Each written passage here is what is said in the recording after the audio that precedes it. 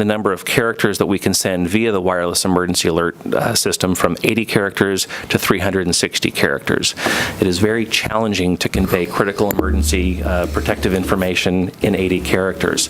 I'm a bit of a tweeter, and I have a tough time doing it in 240, but the FCC willing to extend those characters to 360 by May of 2019 will be immensely helpful. The FCC is also adding a new alert category called Public Safety Message. Right now, we have the capacity to send only a handful of alert category types. There are Amber Alerts, there are phone outage alerts, there are weather emergency alerts, which are primarily issued by the National Weather Service, and then the generic Civil Emergency Alert. I would wager that before January of this year, no one really knew what a Civil Emergency Alert might be. However, the test that is not an emergency alert. I think that's just feedback. The faulty emergency alert, or the false emergency alert that was issued in Hawaii in January of this year, kind of put the civil emergency alert nomenclature on everyone's radar, and it became associated with... You're doing fine. Thank you, sir. It's way back in the back room there. Okay. All right. A recorder concert. Might be, Takes me back to fourth grade. Russian, some kind of cyber attack. Just don't worry about it. Proceed. We'll all be all right, sir. Thank you. The civil emergency alert category, it adds to the confusion, I think, when we see that sort of label on a public safety message. So the FCC is introducing a new alert category again in May of 2019 called the public safety message. A little bit more clear in terms of what we're trying to get out, and that'll be helpful for us as emergency managers. The FCC is also introducing a wireless emergency alert test code.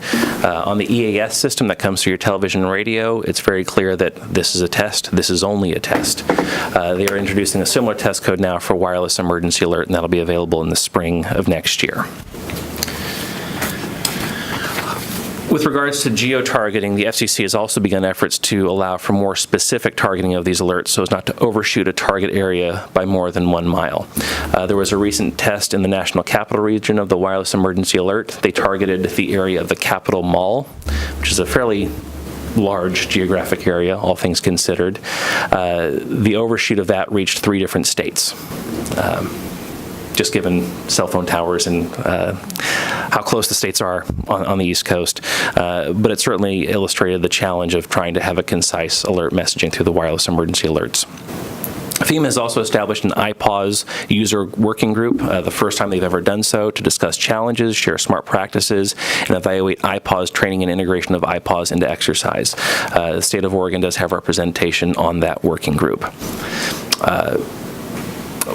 I'd like to close on the IPAWS comments with reminding everyone that 11/18 on October 3rd, that's next Wednesday, you will receive, or you should receive, a wireless emergency alert on your phone. This is a test being initiated by FEMA.